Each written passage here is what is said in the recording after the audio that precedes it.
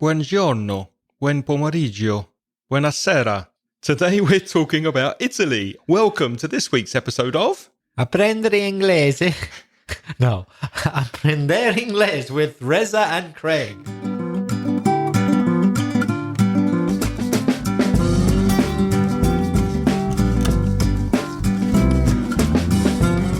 Hello, and if you're a new listener to the podcast, welcome. My name's Craig.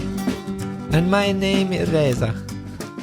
And together with over 40... Are you going to do this all the way through the podcast? That would be just too annoying, no. With over 45 years of teaching between us, we're going to help you perfect your pronunciation, grow your grammar, and vocalize your vocabulary. How are you, Reza? Very well, Craig. I can't complain. Spring is in the air, the sun is out, and I'm feeling pretty good. How about you? The same. Yep. It's a great time to be alive here in Valencia with this wonderful weather, and we're keen to teach you some English and help you improve your level on this week's podcast. But before we answer Alberto's question and speak a little about Italy, there's a voice message from Joanna from San Sebastian. Hi Reza, hi Craig. It's Joanna from San Sebastian. This is the first time I talk to you. I want to say you thank you because you have helped me a lot to improve my speaking and listening skills. I have just passed my B1 level test.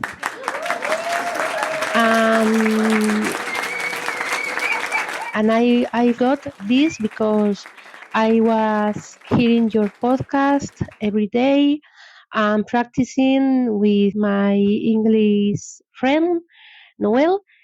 And only I wanted to say this. Thank you very much, and continue doing this so great work. Bye. Well, if there's one thing I enjoy more than receiving voice messages from our listeners, it's receiving our first voice message from a listener who sent it in. Thank you, Joanna. Thank you very much, Joanna. And how great it was. Your pronunciation on the whole is very, very good. You passed B1. I'm surprised because you sound more like B2 to me, honestly. You do. Congratulations on that. And your speaking is very, very good. So that's fantastic. And did you notice that Joanna's practicing with her English friend, which is a wonderful way of improving your speaking. So if you are lucky enough to know somebody who's a native speaker, then practice with them as much as possible. And if you don't, then why not practice with a Spanish-speaking friend who wants to practice their English? So there's no reason why you can't speak English with a friend or a relative who also wants to practice their English with you. Joanna, you're doubly lucky. Not only can you practice English, but you live in San Sebastian. Yeah. I'm so jealous. That's one of my favorite cities in Europe. Me too. I think it's very elegant. It's just a lovely place. Mm-hmm. Yeah, I love visiting San Sebastian. It's been a few years since I've been there, but I'll definitely try and get there this year. Did you notice anything from Joanna's message that she can maybe improve on for next time? Yes, there was nothing that I didn't understand, but just a few things we could work on. You said that this is the first time I talk on SpeakPipe, I think you said, or something like that. The first time I talk. Well, that sounds logical, but in fact, that's not right in English. You say, this is the first time I have talked. We actually use a present perfect, I have talked, which doesn't sound like Spanish, but that's what we do. So it's the first time I've talked. Also, your pronunciation of helped wasn't quite right. I think you said helped, but the E is silent, like most ED words in English. Not all, but the majority. The E is silent. Washed, kissed, etc. And helped. And with the verb say, Joanna, it's not common to put the pronoun directly after the word. So you said say you. That's not correct. It's better to say thank you or say thank you to you. So don't put the pronoun you or him or her immediately after the verb say. So it's better to say, I just want to say thank you. Y punto. Another thing I noticed was you said something like, so good a podcast or something like, I can't remember. It's more typical to say such a good podcast. So when you have a noun, podcast, usually it goes with the word such, and so is without a noun. So such a good podcast. And thank you very much for saying that. Yep, thank you. Also, another thing you said was I was hearing. Use listening in this context. I was listening to the podcast, or I have been listening to the podcast. You can say hear. Sometimes you hear some things in the background because we have very noisy neighbors. So sometimes you hear the neighbors moving furniture, but you don't actually focus on it. You're not actively listening to the neighbors, but you hear something in the background of the podcast. So that's the difference. You listen to, that's very active. You listen to a song, you listen to a podcast, and you hear a noise or you hear a sound. Well, let's move on to some more feedback. In fact, it's given us an idea for the whole podcast. It's an email from Alberto Rolando from Italy. Shall I read it out, Craig? Yes, please. He says, "Hi, Craig. Hi, Reza. First of all, I'd like to congratulate for your podcast." You have to say, Alberto, congratulate you. Congratulate a person. Congratulate you for your podcast. Or on your podcast, you could say. Congratulate on something. Yep, as well. He goes on, "I'm not Spanish. I'm Italian. But I have started to listen to you some months ago." We should say, I started, Alberto, not I have started, because some months ago is a specific time. In fact, you said maybe December 2017. Well, that's a specific time. Past simple, I started. I really appreciate you and your work.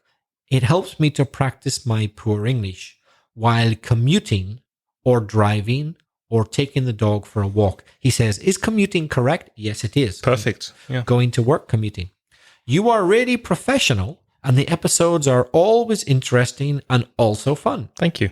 It's very generous. Thanks, Alberto. I had asked you something about my country, and I'm especially interested in the opinion abroad about our politics, our society, and so on. Thank you very much again, Alberto. What do you think of that, Craig? Well, I think that's a great idea because I don't think we've spoken specifically about Italy. And there's a lot to speak about. Have you ever been to Italy? Have you visited the country? I haven't. And it's one place that I really, really, really want to visit. It's incredible that I haven't been there yet. I've got to go soon because there's so much to see and do there. It's just unbelievable. Absolutely. That's probably why Italy is always in the top 3 most visited countries in the world. It's always Spain, France, Italy, and another one. They're always in the top 3. In fact, I was reading that 63% of the income of Italy comes from tourism, which is more than half. So more than half of the money that goes into Italy is from tourists. So it's one of the most popular countries in Europe, definitely, and possibly in the world for tourism. And I know that nearly everybody that I know who goes to Italy repeats. People fall in love with it. My brother and his family, my older brother, and his family have been there about 5 or 6 times. My younger brother's been there. My sister's been there a couple of times. My parents have been a couple of times. I'm the only one in my family who hasn't. But everybody repeats. You have to go. I was speaking to a good friend in the UK last week who's going to Tuscany this year. That's a place I'd love to visit. Tuscany and also Sicily. I'd love to visit. Me too. Sicily appeals to me, but even more, sorry, Sicilians, I'm sure your place is very nice, but even more, Sardinia really appeals to me because it's kind of really remote. It's this island like Sicily, like in the middle of nowhere. Nobody really knows much about Sardinia. That really appeals to me. When I think of Sardinia, I think of the food. So maybe we should start by speaking about food as it relates to Italy. So when you think of food in Italy, what comes to mind? Oh, lots of things. There are some really, really big things, obviously. Pasta, pizza, that's the most obvious. But plenty of other things. Olives and olive oil, yes. Tomatoes. The Italians know a lot about tomatoes, and they They make very good tomatoes. They have dried tomatoes, fresh tomatoes, all little ones, big ones, tomato sauces. I have been to Italy once a long, long time ago when I was still at school. When I was 17, I went to Verona in the north, and also I've been to Rome for a short visit a few years ago, and I had the best lasagna I've ever had in my life in a very normal family-run restaurant that was in a suburb of Rome, and it was nothing special to look at from the outside. It definitely wasn't for tourists. And I went inside. There was this fantastic atmosphere. We had a wonderful, wonderful lasagna and a wonderful tiramisu afterwards. And it was the best, one of the best things I've ever eaten. Apart from what you've mentioned, Reza, I'd like to also add ice cream and coffee. Of course. Italian coffee and the ice cream I had in Rome was again one of the best I've ever tasted. And a friend told me that the best ice cream he has ever had was in Florence. So Florence is a place I haven't visited, and that's definitely on my list for my next visit. And I'll tell you a thing that might interest you, particularly if you're Italian and you didn't know. In Ireland, all of the most famous and best ice cream parlors that I can think of are Italian. Yep. All of them. And they have Italian names. There's a place in Northern Ireland on the north coast, a little place called Portrush, called, Morelli's. And the Morellis came over from Italy. It's not just a marketing gimmick. It's real. They really are called the Morellis. And there's the Caffolas and Fusco's. I think there's so many names of the famous ice cream parlors, and a lot of them are Italian. And strangely, not only ice creams, but in Ireland, quite a few fish and chip shops of the famous ones are Italian as well. Don't ask me why, because I know fish and chips is not a typical Italian thing as far as I know. But in Ireland, there are quite a few famous Italian fish and chip shops. Mm-hmm. Strange, eh? Yeah, so I think we're trying to give you, Alberto, our impression of Italy as British people living in Spain. Obviously, Reza's never been there. I've only been to visit very, very briefly, just for maybe a week. So this is our general opinion. But the way I look at food in Italy and Italians' opinion of food, it's more than food. It's more like life. It's very central to the family. It's a very, very important part of the social glue, pegamento, that holds the family and the society together. And I see food in general as having this huge meaning in the life of a normal Italian family. Yeah. Do you agree with that? Of course, 100%, yeah. And of course, if you're going to have food, particularly if you're going to have good Italian food, you'll want some wine to go with that. Oh, That's yes. a whole other area. Italy's famous for very good quality wine, your Barolo, your Chianti, all the different types of wine you have. And we forgot to mention another delicacy, un manjar, which is truffles. Mm-hmm. Now, you can get truffles in different countries, but as far as I know, the countries which are known for very high quality truffles are France, Italy, Spain, particularly Italy. I think the Tuscany area is also famous for truffles. Truffles, yeah, that's truffas, by the way, for Spanish people. Costs a lot of money, but you just use a tiny little bit in your pasta or in your sauce, and wow, it gives it a whole other flavor.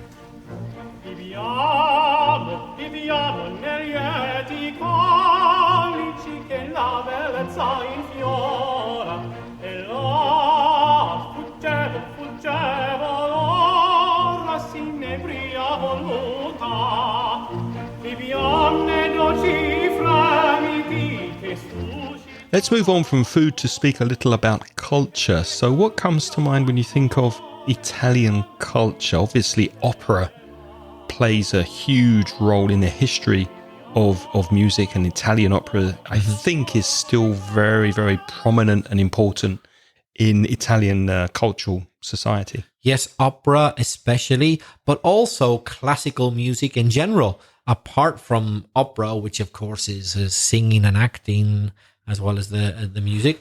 You know, there's plenty of other music by the famous composers like Corelli, Vivaldi, Verdi, who wrote music which wasn't operas as well. In fact, the language of classical music is Italian. to this day. When you study classical music, you need to know your fortes, your fortissimos, your crescendo, and all the rest. It's Italian. It's the language of classical music.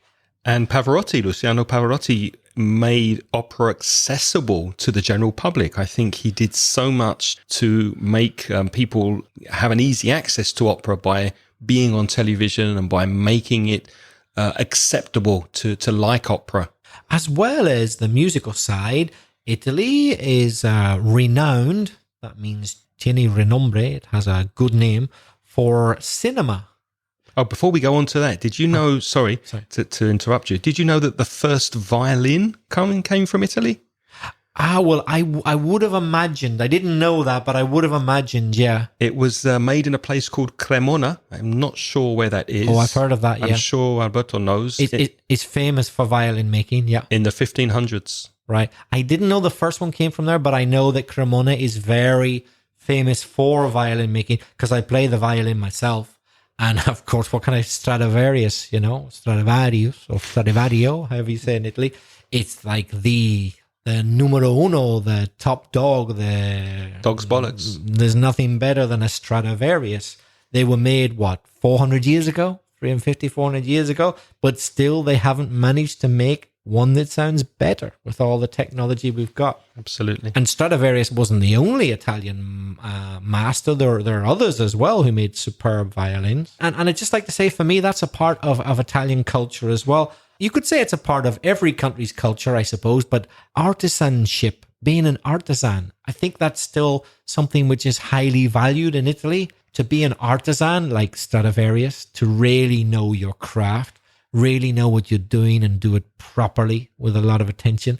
I get the impression that it's very highly valued in Italy today, and it's something that attracts me a lot. I think that also bleeds into other areas, to bleed into sangrar. So it also moves or appears in other area, like we'll speak about fashion in a minute, maybe homemade shoes and made-to-measure suits and clothes that are made with very, very high quality. Obviously, cars as well. So I think in many areas, it's really important. That's how it seems to me to be really important in Italy, to have this idea of craftsmanship and quality things. What about cinema? You mentioned cinema. There's obviously Fellini and all those other guys. They're still making very interesting film today in Italy. But I guess particularly above all, we think of kind of, I suppose, the 60s was, and maybe the 70s as well. Early 70s was a golden age of Italian cinema when it was very, very particular and very, very special. There's a lot of classic films, Dolce Vita, all that type of thing, yeah.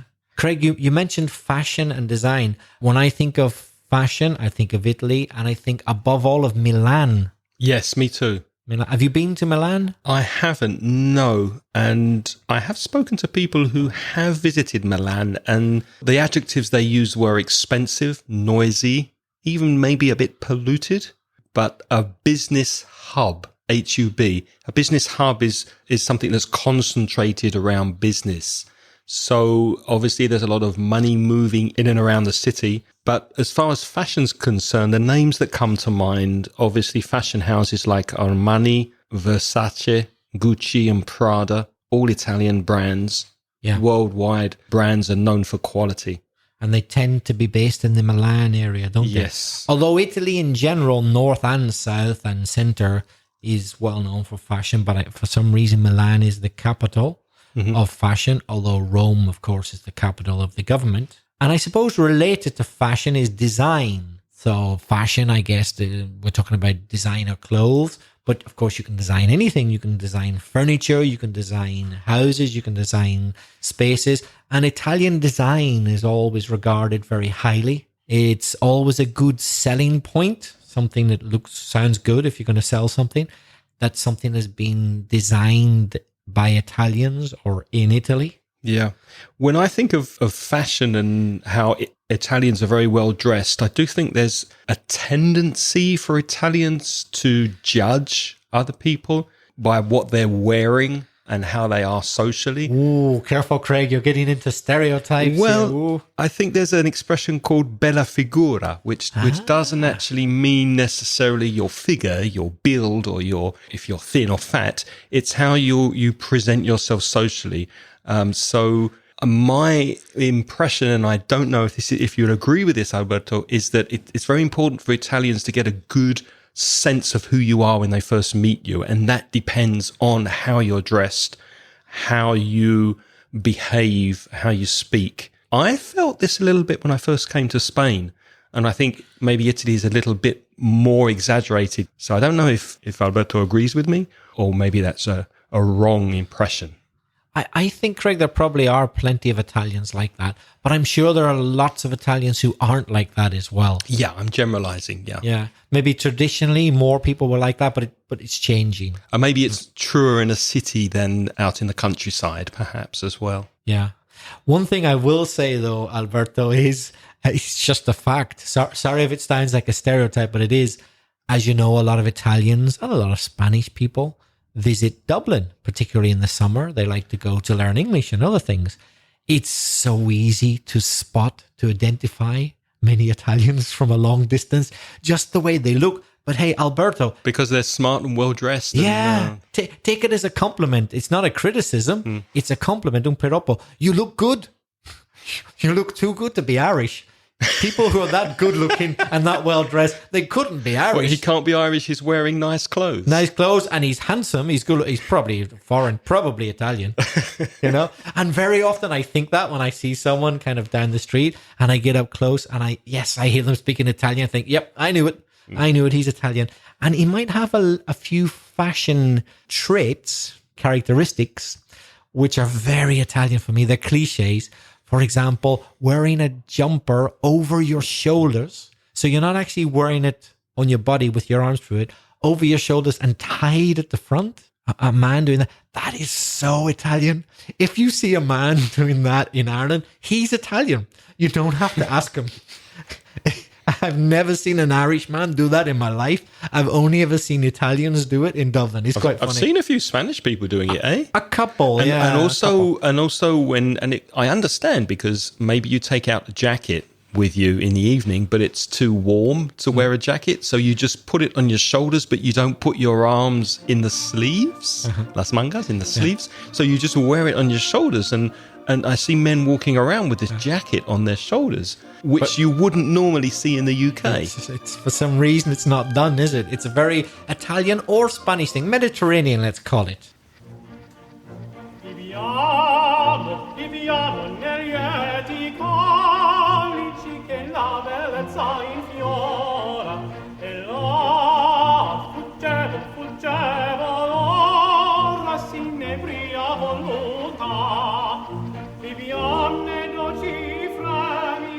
Moving on to religion, obviously mostly Catholic. The Vatican plays a huge role in my vision of Italy.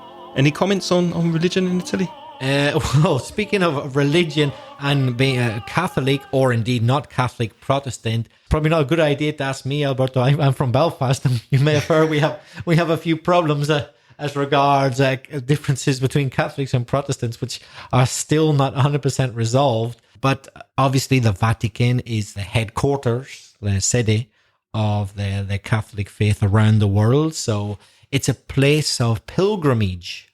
A pilgrim, Pilgrim, is a person who travels to a religious place for religious reasons. Peregrino, yeah. Peregrino. So in Spain, it's Santiago. But it's a very important place. But of course, more important still is the Vatican, because it's where the Pope lives. It's where the center of power for the Catholic Church for the whole world is.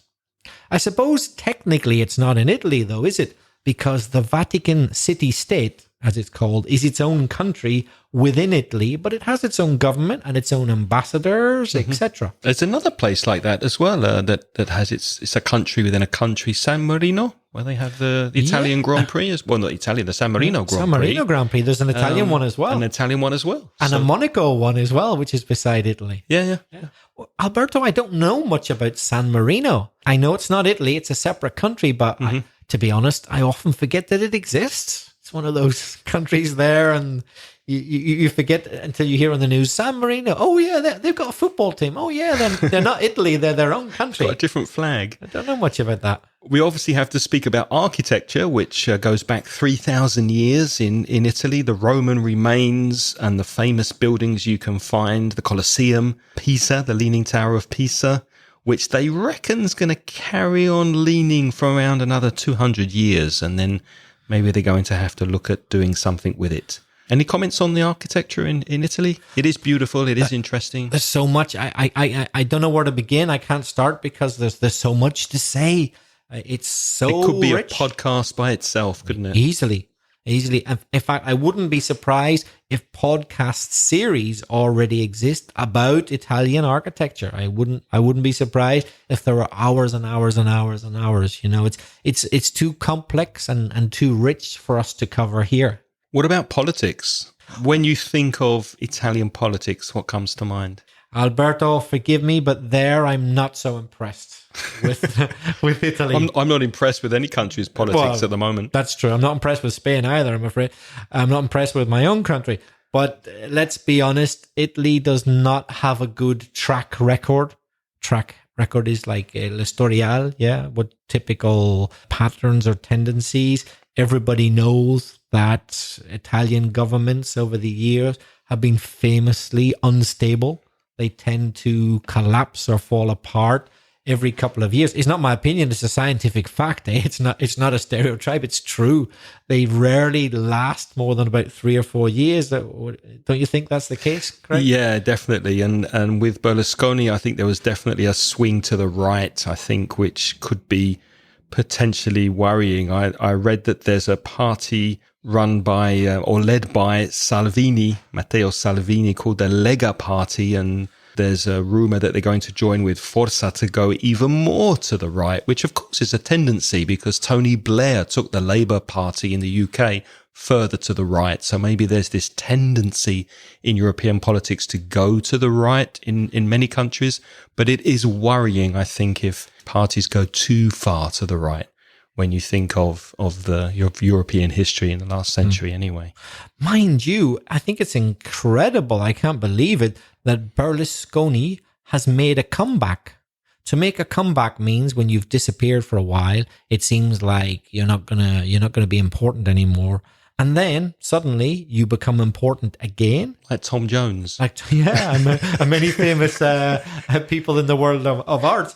But I, like most people, would have thought that a few years back, that was the end of Berlusconi. There were too many corruption scandals. He had been associated with illegal deals, tratos. He was found guilty of a couple of things, and yet he's managed to make a comeback, and he's become quite popular and generates a lot of votes again. You know, after all the accusations of not only corruption, but all the sexual scandals of prostitutes and possibly underage, that means under 18 prostitutes with him, things which, if happened to any normal person, would get you into trouble for the rest of your life. But with Berlusconi, he seems to be made of Teflon, you know, this material they put on the frying pans. So that's an international word, isn't it? Teflon. So things don't stick. And he's back. He's got off with it. Nothing sticks. He's a incredible. Teflon politician. Yeah. Another thing that I must mention, of course, is the area of football, with Italy winning the World Cup 4 times, second only to Brazil, who's won it more. So I would imagine football is an incredibly important part of Italian culture, and they're also very good at it. Yeah. Not only football, Craig, but I think Formula One is very, very popular in Italy as well, don't you think? Well, I think it goes back to the whole idea of cars, goes back to what I mentioned before about image and perhaps status in Italian culture.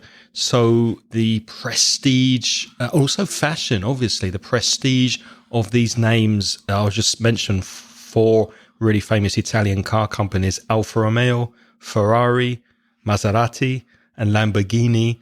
They just, when I hear those names, I just think of quality, excitement, design, and just quality, just the best. and glamour.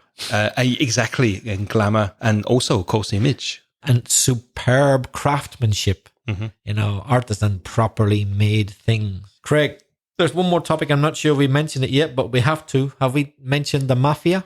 No, the mafia. That comes to mind when I think of Italy. And yeah, it's a bit of a cliche. I mean, you could just as well say Russian mafia or Ukrainian mafia or Japanese mafia.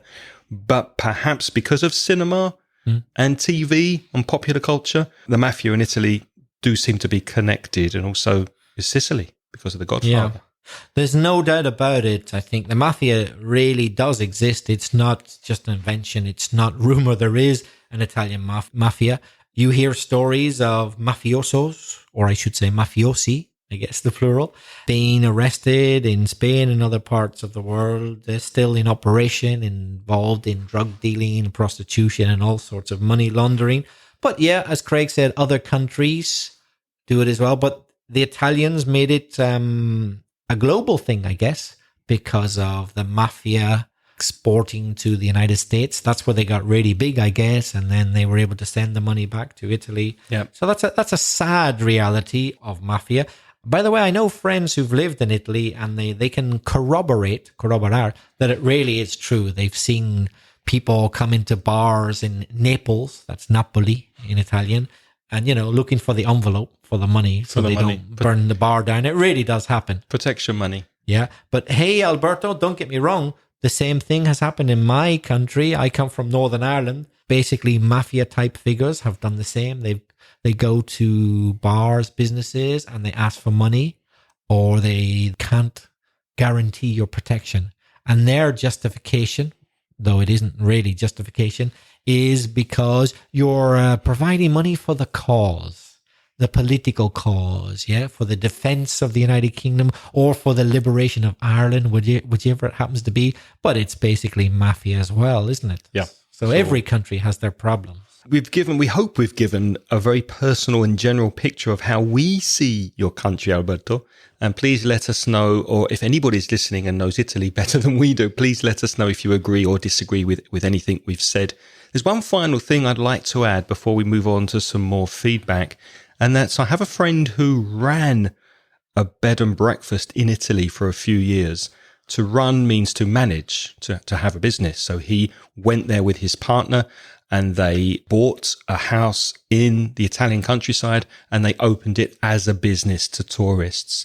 And one thing he did say, apart from the fact that it was a wonderful experience and he loved the country and they really did have wonderful, wonderful years living there, was that the practicalities of living in the country, as we do in Spain, was difficult for him. And he was speaking on a very practical level on the idea of, for example, getting a telephone connected or getting a plumber to come to the house to fix things. These everyday things that a tourist or an immigrant perhaps has to do in Italy to live, he found very challenging and very difficult. So I wanted to mention that because that's from maybe a foreigner perspective of what it would be like to go and live in Italy.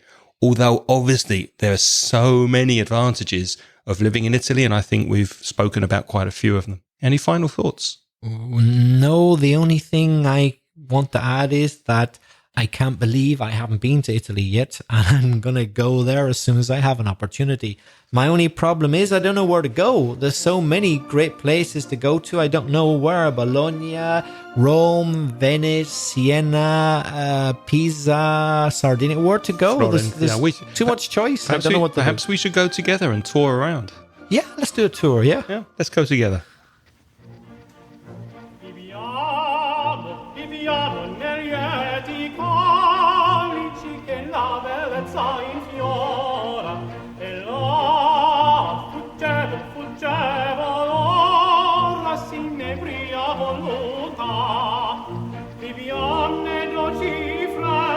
And now it's your turn to practice your English. Please send us your voice messages, and we promise to include them in future shows. And to do that, one way is to go to speakpipe.com/Ingles podcast. You can find that link on the webpage at inglespodcast.com, or you could just record your voice and send it as an attachment to your email. If you do send an email, they go to me, Craig, at inglespodcast.com. Or belfastreza@gmail.com. Before we go, we'd like to thank, as usual, our wonderful sponsors, beginning with our gold sponsor, Bruno, on Patreon, and his walking tours of the wonderful city of Copenhagen through his company, CopenhagenWalkingTour.com, come very well recommended by Reza and I. You can take these tours in English or Spanish and go and see the wonderful city, get to know it with Bruno's guides and see the castles and everything that Copenhagen has to offer. Or you could enjoy the favela area of Rio de Janeiro with tours also run by Bruno's wonderful guides who are local. And the tours are very safe and led by very knowledgeable guides. And it also helps the community to improve on their daily needs because a lot of the money that you pay to do the tour goes back into the community. Go to Bruno's websites to find out more information. And the address for the Favela Walking Tour is favelawalkingtour.com.br. Of course, those links are in the show notes on our website, inglespodcast.com. And lastly, we'd like to thank our Patreon sponsors, who are Ana, Dana, Pachi, Manuel Tarazona, Juan Carlos, Beatriz, Pedro, Maite, Lara, Rafa Bancels, Nestor from Luces Extrañas, Maria Gervati, Lorena, Sara Jarabo, Carlos Garrido, Mamen, Juan Leiva, Corey Finnerim from ivnv.com, Miren, Jose Luis Arregui,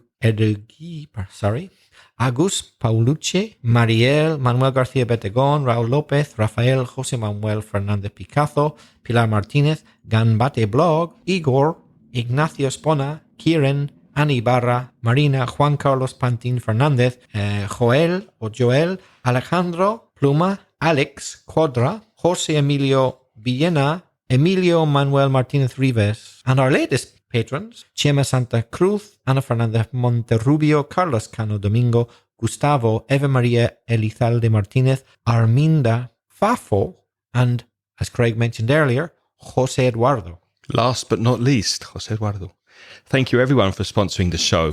It's wonderful to see the names getting longer and longer. If you want to join our Patreon program for $1 per month, you get instant access to recent transcriptions that have been lovingly transcribed by Angelica Bello from Madrid.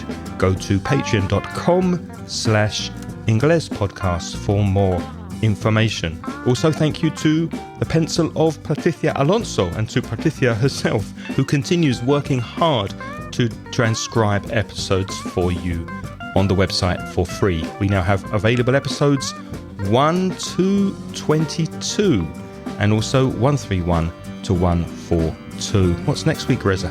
On next week's episode, the world of wine. El vino. Yeah, el vino. So get your glasses ready. The world of wine. Yep. So take your bottle opener, which we'll explain next week. Open your wine and sit back and relax for next week's episode. Until then, it's goodbye from Reza. And arrivederci from Craig. Arrivederci. Ciao, ciao. The music in this podcast is by Pitts. The track is called See You Later.